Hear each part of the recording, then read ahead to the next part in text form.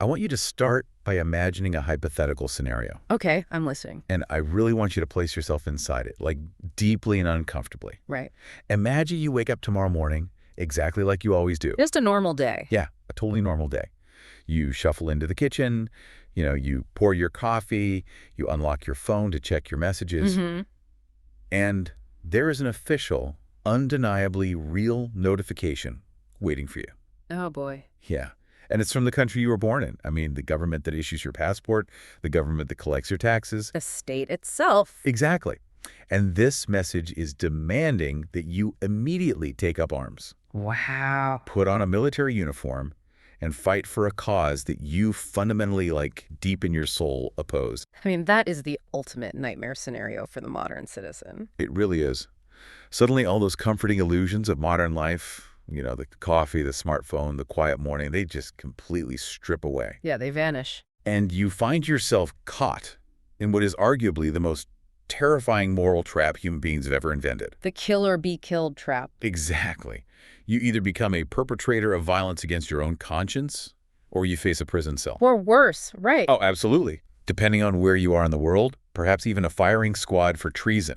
That's a staggering amount of pressure to put on one person. Right. Now, I want you to hold that anxiety for a second. Just hold that feeling of absolute powerlessness. Okay. What if there was a button?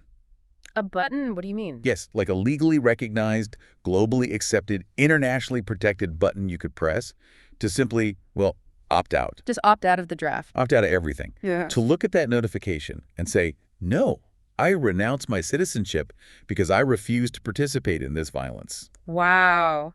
I mean, that is the ultimate emergency exit. Yeah. And just the thought of that button existing fundamentally rewrites the entire relationship between a human being and the ground they happen to be standing on. It changes everything. It really shifts the center of gravity of our entire civilization. And that is exactly what we were exploring in today's deep dive. I'm really looking forward to this one. Me too. We are looking at a document called the Peaceful World Manifesto. Specifically version 1.0, right? Yes, version 1.0, the public academic version. Got it.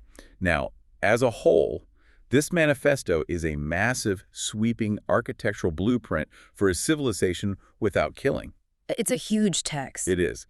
But our mission today is to take a magnifying glass and zoom in entirely on one specific, highly explosive section of this document. Just one point. Just one. We are focusing exclusively on point 28. It is titled Freedom of Belonging. And it is arguably the most radical proposition in the entire text. Oh, without a doubt. Because it challenges the fundamental operating system of the modern world. I mean, we take the nation state and its claim over the individual as a given. Yeah, like it's a law of nature. Exactly, as if it's the weather or gravity. But this point in the manifesto asks us to look at that relationship and ask, well, who actually serves whom? Right. And to really dig into this, we have to look at this from two completely different angles. We need a real debate here. Exactly. Yeah. I'll be taking the side of the manifesto because on one hand, the ethical purity of this idea is staggering. The idea that the individual is primary. Yes. The idea that the right to renounce your state is the highest, most necessary form of personal independence we can achieve. It's a beautiful, liberating thought. It is. But on the other hand, and this is where I'm going to push back today, the practical reality of how the world functions is incredibly complex. Of course. And as much as we might love the ethical ideal, we have to critically evaluate the societal risks. To look at the dark side of it. Exactly. We have to look at the profound dangers of state collapse and ask the hard questions about what actually happens to a society when its citizens are handed a legal mechanism to simply opt out of their societal contracts the moment things get difficult. Okay, let's unpack this. Let's start with the core premise, the exact phrasing from point 28 of the manifesto. Let's hear it. It says, and I quote, "The individual is primary, the state is secondary. Citizenship is a legal bond that must remain voluntary." Wow. Now, I want you to really hear those words. The individual is primary. This is a massive seismic paradigm shift. It absolutely is, especially when you look at it through the lens of history. Right, because if you look at almost the entirety of human history, humans have been treated, practically speaking, as the property of the state. Or the property of the crown. Or the empire, yeah. You're a subject. Your life was a resource. Like timber. Exactly, like timber or coal or gold, to be spent by the people drawing the maps. Right. What this manifesto is doing is entirely flipping that ancient hierarchy. It's putting the person first? It's saying, no, the human being is the center of the universe, and the state is merely a service provider. It's a voluntary club. A voluntary club. That's a fascinating way to frame it. Well, think about it like an uncancelable gym membership that you were signed up for the literal second you were born. I like this analogy. You didn't choose the gym, you didn't sign the contract, but for your entire life, you're told you have to pay the dues. You have to follow the gym's rules. Right. And if the gym decides to go burn down the gym across the street, you have to go throw the torches. That's a very aggressive gym. Right. But the manifesto treats citizenship like a subscription service. If the management starts acting unethically, if they start demanding you do things that violate your core moral code, you have the absolute right to confidently hit unsubscribe and walk away.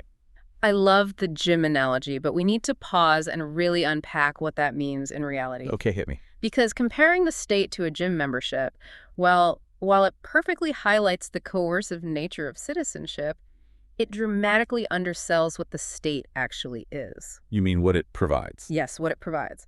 A gym provides treadmills and maybe a sauna.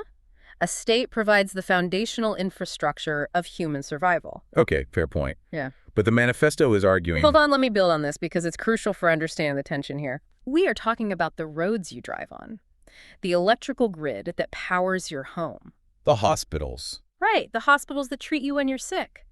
The legal system that ensures your contracts are honored. That your money actually means something. Exactly, that the money in your bank account actually has value.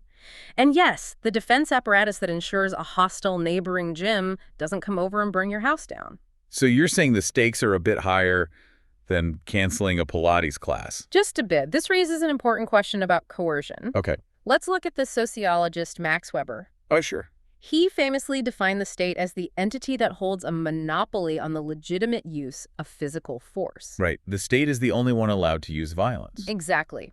The modern state, by definition, relies on coercion to function. It relies on mandatory taxation. Because if it doesn't... If it doesn't, it has to compel participation, because if it doesn't, the infrastructure crumbles. But the manifesto is saying that compulsion has a hard ethical limit. And that's where we hit the friction. If you make citizenship purely voluntary, if you declare the individual primary in an absolute, unbending sense, Yeah. what holds a society together during a crisis? I see what you mean. Think about the implications. If the moment a severe hardship hits, let's say a natural disaster or an economic collapse. Or an external military threat. Right. If people can simply pull out their phones, press that button and declare, I am primary, I am opting out, the entire system could collapse overnight. Because suddenly nobody is paying for the fire department while the house is burning. Exactly. We call this the free rider problem in economics. Wait, explain that for those who might not know. Sure. Imagine a small village that needs a dam to stop from flooding. Everyone agrees they need the dam. Okay. But if participation is purely voluntary, everyone is incentivized to let their neighbor pay for the dam. Oh, and they just reap the benefits of not drowning. Exactly. And if everyone thinks that way, the dam never gets built and everyone drowns. That's a grim picture. Well, if the state system collapses because everyone hits the opt-out button, it leaves everyone completely vulnerable. Including all those individuals who thought they were so clever by declaring themselves primary. Right. They are completely unprotected. Can a state even exist, practically speaking, if it cannot compel its citizens to participate in its preservation? Okay, I see the systemic risk. But see, that assumes the state's preservation is always synonymous with the individual's preservation. And you're saying it isn't. I'm saying history proves, time and time again, that is simply not true. Fair. Sometimes the state demands your preservation be sacrificed entirely for its own abstract goals. Like a war of aggression. Exactly. Let's look at the deepest, darkest part of this moral trap, which point 28 addresses head-on. What does the text say specifically? The manifesto explicitly demands the right to renounce citizenship, which does not create statelessness, so that a person can avoid the moral trap of kill or die. The kill or die trap. Yeah. It goes on to state that borders should not be prison walls, and it defends absolute freedom of movement. Borders should not be prison walls. That's a very evocative phrase. It is, and I want to focus heavily on the ethical horror of that state coercion. Okay. Because when a state drafts a citizen to fight, it is doing something monstrous. It's forcing violence. That's just taking a peaceful person, a teacher, a baker, an artist, a programmer, Normal people. normal people, and forcing them to choose between becoming a murderer or facing imprisonment. Or a firing squad. Exactly. Yeah. You are entirely stripped of your humanity and turned into a biological weapon for the state. That's a heavy way to look at it. But it's true. When conflicts erupt, borders literally turn into prison walls. The state locks the doors. Right. They stop issuing passports, they ground the flights, and they look at you and say, you cannot leave until you bleed for us. It's the ultimate violation of bodily autonomy. Exactly. The right to renounce citizenship is presented here as the ultimate emergency exit for human conscience. To just walk away. Yes. It is the legal acknowledgement that no geographic entity, no line drawn on a map by some aristocrat 200 years ago, has the right to force you to pull a trigger and end another human life. Right. It's about preserving your soul, your fundamental human dignity, against a geopolitical machine that wants to consume you. I hear the ethical weight of that. I really do. It's powerful. The trauma of forced participation in violence is undeniable, but we have to analyze the logistics of this escape hatch. Okay, let's look at the logistics. The manifesto notes this renunciation shouldn't create statelessness. Right. It specifies that. Now, we need to define what statelessness actually means in the modern world, because it is a nightmare scenario. It's when you don't belong to any country, right? It's worse than just not belonging. How so? Well, in international law, specifically looking at the 1954 UN Convention relating to the status of stateless persons. Okay. A stateless person is someone who is not considered as a national by any state under the operation of its law. So what does that mean for a normal person? Practically, this means you don't exist bureaucratically. Oh, wow. You have no passport. You cannot legally cross a border. You're trapped anyway. Exactly. You usually cannot open a bank account, sign a lease for an apartment, legally get married, or get formal employment. So you really are a ghost in the machine. Yes, you are completely outside the system. So the manifesto is saying we need a way to renounce citizenship that doesn't turn you into a ghost. Right. Yes, but how does renunciation without statelessness actually work practically? I mean, that's the big question. If you renounce your citizenship to avoid a conflict, you are effectively demanding the right to step out of the social contract, while presumably still standing on the ground that the social contract built. Think back to your gym analogy. You are canceling your membership, but you still want to sleep in the locker room and drink from the water fountain. Well, yeah, because the alternative is being forced to burn down the rival gym. True. But if you refuse to defend the state, who defends you? I guess nobody. Let's say a hostile nation invades. They do not care about the Peaceful World Manifesto. Oh, no, they don't. They do not care that you press the opt-out button. If everyone presses that emergency exit button when the invading army is at the gates, the state falls. And the invading army simply conquers everyone anyway. Exactly. The pacifist gets conquered by the aggressor. That's a rough reality check. The concern is that this framework allows individuals to reap all the benefits of a society during peacetime. The education, the healthcare, the stability. Right. But then abandon all responsibility the moment the bill comes due in a crisis. So it's entitlement. It risks creating a culture of profound entitlement without obligation.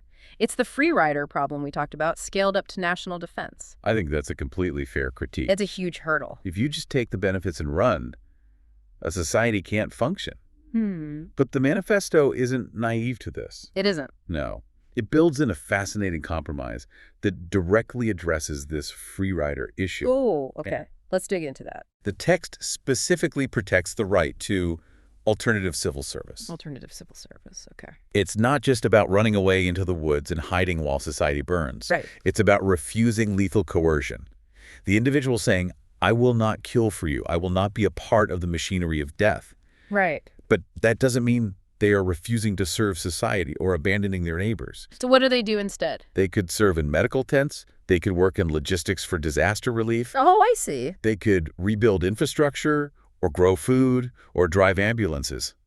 They are refusing the kill or die trap, but they aren't necessarily refusing the concept of mutual aid. That's a very different picture. It's a rejection of state-mandated murder, not a rejection of societal responsibility. That is a very important distinction. Right. What's fascinating here is how this attempts to thread a very difficult needle.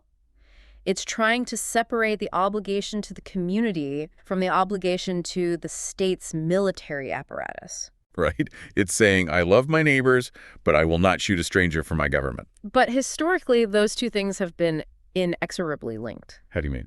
Well, the state claims that to protect the community, it needs the military apparatus. Yeah.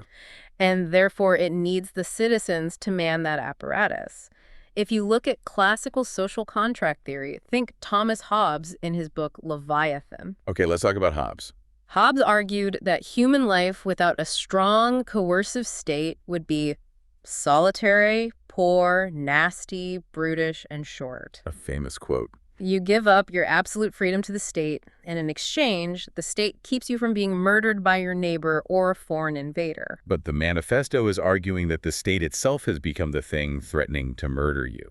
By forcing you into a trend. Exactly. Yeah. It's arguing that the Leviathan has grown too powerful and we need a leash. That's an interesting way to put it. We need a leash for the Leviathan. And here's where it gets really interesting. We can connect point 28 to the broader historical context that the Manifesto sets up in its preamble and in point 15. What does it say? The text reminds us that eternal laws of evil, things that humans thought were just natural, unchangeable facts of life, were ultimately abolished. What kind of eternal laws are we talking about here? Things like the divine right of kings, or institutionalized torture, or human sacrifice. Big paradigm shifts. Exactly. Or, most profoundly, slavery. Oh, wow. For millennia, the idea that one human being could legally own another was just considered a fact of economics and nature. It was completely normalized. But it was abolished, not because the physics of the world changed, but because our ethical norms shifted. Our collective conscience evolved. So you're comparing conscription to slavery. I want to compare this right to renounce citizenship with those historical struggles against tyranny, yes. That is a massive comparison. Let's unpack that. Think about it. Just as individuals hundreds of years ago fought against the concept that one human could legally own another human. The institution of slavery. Right. The Manifesto is implying that we are now fighting the concept that a government can own a human. I see the parallel. When a state can draft you, when it can tell you that you are not allowed to leave its borders, and you must pick up a rifle and die for its interests. Yeah. It is claiming ownership over your physical body and your moral agency. It's claiming you as an asset. Yes. Renouncing citizenship in this light isn't just about avoiding a draft or shirking taxes. It's bigger than that. It becomes the ultimate highest form of personal independence. It is a peaceful, bureaucratic rebellion against the ultimate tyranny of forced violence. A bureaucratic rebellion. Exactly. It is looking at the Leviathan and saying, you do not own me. I belong to myself. It's a breathtaking comparison, and rhetorically, it is incredibly powerful. But you're skeptical. But as we analyze this, we have to tread carefully. Why? Equating mandatory citizenship, or even conscription, to slavery, is it a step too far analytically? How so? Whoa. I mean, if they can force you to die for them, how is that not ownership? Because the mechanics and the reciprocity are fundamentally different. Okay, explain. Slavery was absolute subjugation, without any rights, without a voice, without any expectation of protection. The enslaved person received nothing but suffering. That's true. Citizenship, even mandatory citizenship that includes the horror of conscription, almost universally comes with a reciprocal package of rights. The gym membership perks? Right. It comes with voting rights, civil protections, the right to a fair trial, the right to own property. Okay, I see your point. It is a contract, albeit an incredibly forceful one that you never explicitly signed. Yeah. My concern is that if you dismantle the obligation to the state, if you say the state has zero ultimate claim on you, that it does not own you in any capacity, you might accidentally dismantle the protections of the state. Because the state's power to protect is linked to its power to compel. Exactly. The state's power to protect its citizens is derived entirely from its power to compel them to fund and staff that protection. So if you break the compulsion, you break the protection. That's the fear. Furthermore, the Manifesto is suggesting a legal bureaucratic revolution. Right. Historically, defying the state's claim of ownership required violent revolution. You had to fight a war to get out of the state's grip. Yeah, you had to shed blood. But the Manifesto wants to achieve this liberation purely through shifting legal frameworks and norms. It wants to do this peacefully. Which is a good thing. It's incredibly ambitious, but we must ask, Will a state ever voluntarily legislate away its own ultimate survival mechanism? Will the leviathan willingly hand you a sword to cut its own leash? Right. Why would a state ever agree to an international system where its citizens can just press a button and say, I'm out? Well, maybe it won't do it willingly. But doesn't that highlight exactly why the state, in its current form, is the problem? How do you mean? If the state's survival mechanism relies fundamentally on treating its citizens as disposable property in times of war, then the state is fundamentally ethically flawed. It's built on a rotten foundation. Exactly. It is incompatible with human dignity. Let's look at this through another lens provided by the Manifesto. Okay, what's that? Personal responsibility to future generations. This is a really interesting pivot. How does opting out connect to the future? The text talks about intergenerational justice. Intergenerational justice. Yeah, the idea that we cannot live in debt to our grandchildren. We can't leave them a scorched earth environmentally or morally. Right. So the question becomes, how does walking away from your country, renouncing your citizenship, align with that deep responsibility? And this is where the debate really peaks for me. Okay, let's hear it. Because from a systemic perspective, if you renounce your citizenship, if you press the button and walk away, refusing to engage with the state's coercion, aren't you just surrendering the world to tyrants? Wait, explain that. How is refusing to kill surrendering to tyrants? Think about the selection bias of who stays and who leaves. Okay. If all the peaceful people, the conscientious objectors, the people who refuse to kill, the people who value human life above all else. Yeah. If all of those people simply hit the button and opt out, who is left running the state? I see. Only the violent remain in power. Only those willing to use force dictate the terms of society. The sociopaths inherit the earth. Precisely. One could argue that true responsibility to future generations requires staying, engaging with the system, resisting from within, and fixing the state, not abandoning it. That's a strong argument. If you walk away, you might keep your own hands clean, you might sleep well at night knowing you never pulled a trigger, but you might be leaving your grandchildren a world entirely controlled by warlords and despots. Okay, that is a chilling thought. The idea that pacifism inadvertently empowers sociopathy. It's a real risk. But let me rebut that using the Manifesto's own logic. Let's talk about the actual cost of staying and fighting. Okay. By refusing to participate in the kill or die trap, you are actively breaking the cycle of violence. But you're breaking it for yourself. Are you breaking it for society? Yes, because violence isn't just an event, it's an inheritance. An inheritance. Yes.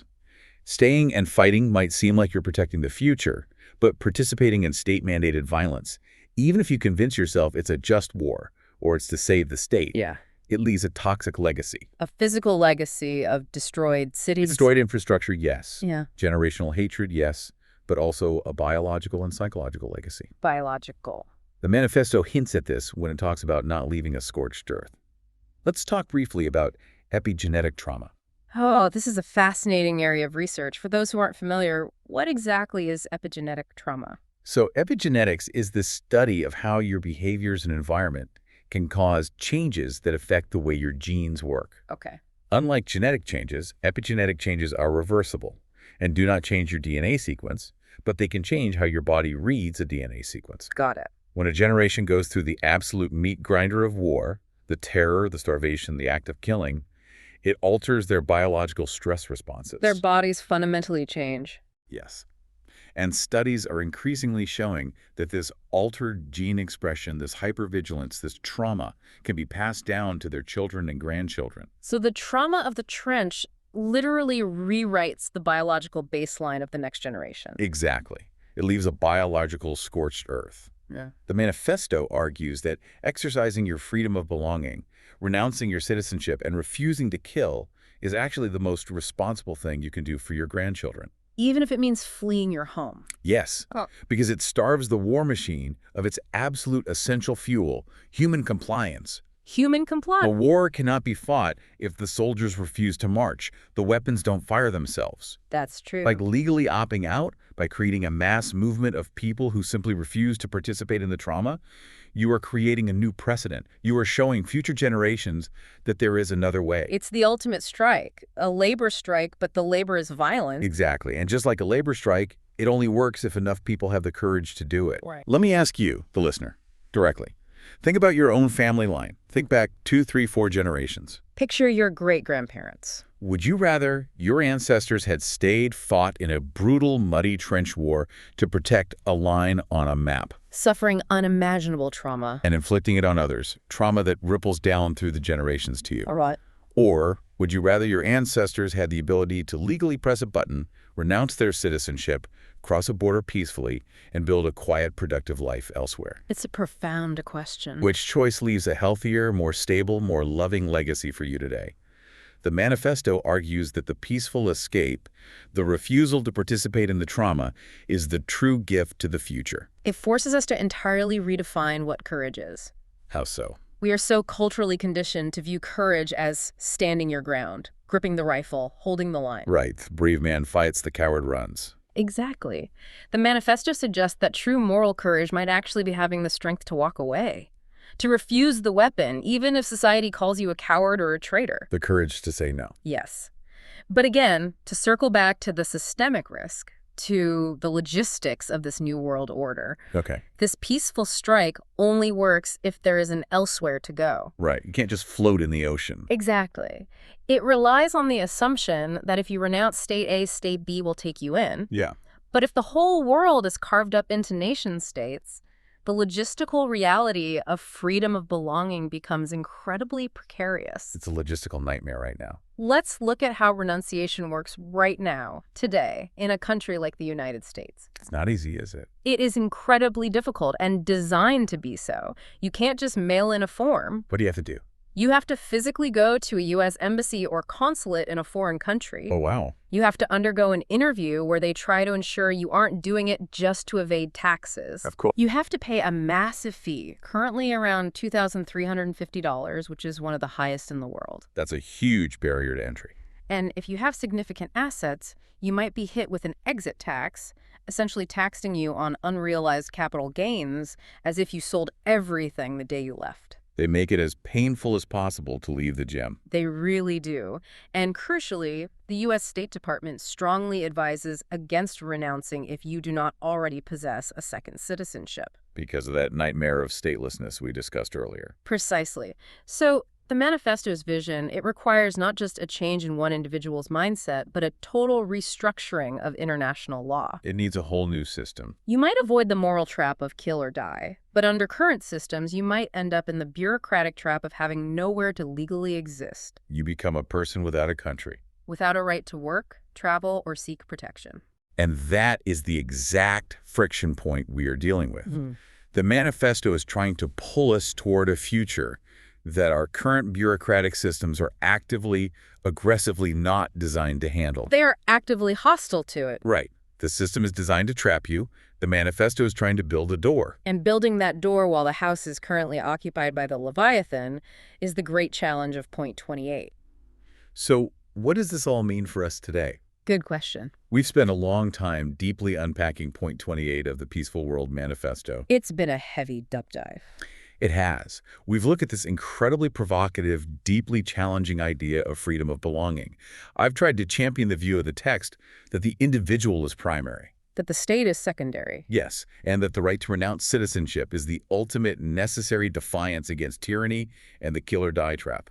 It's about reclaiming ownership of yourself, your body, and your moral agency. And we've rigorously examined the vital warnings that come with that freedom. The risks. The risks of societal collapse, the reality of the free rider problem, and the profound logistical dangers of dismantling the compulsory nature of the state before we have a viable global alternative in place. Right. Because the hard truth is, if everyone abandons the state cannot protect anyone from the very real dangers that still exist in the world. But we also viewed this impossible choice through the lens of what we owe our grandchildren. Intergenerational justice. We debated whether leaving a legacy of fighting, even for a just cause, or a legacy of peaceful refusal is the better inheritance for the future. It's a debate that won't end today. No, but the Manifesto challenges the absolute core assumption of modern life.